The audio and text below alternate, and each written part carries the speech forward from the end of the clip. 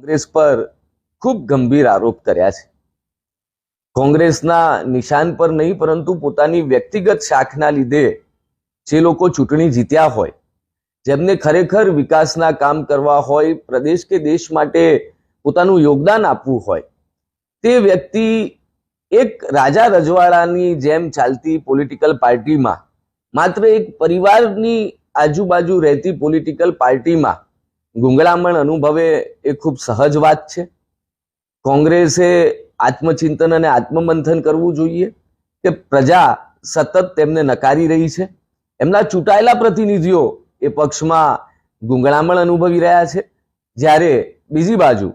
આદરણીય વડાપ્રધાન નરેન્દ્રભાઈ મોદી સાહેબના નેતૃત્વમાં દેશ વિકાસની એક નવી ઊંચાઈ પર આગળ વધી રહ્યો છે। સકારાત્મક રાજનીતિનું સમગ્ર દેશમાં વાતાવરણ છે અને સમગ્ર પ્રદેશ અને દેશમાં લોકો જ્યારે ભારતીય જનતા પાર્ટીને સ્વીકારી રહ્યા છે, ત્યારે આ પ્રકારની સ્થિતિથી એક વસ્તુ બહુ સ્પષ્ટ થઈ રહ્યું છે કે પ્રદેશ અને દેશમાં કોંગ્રેસ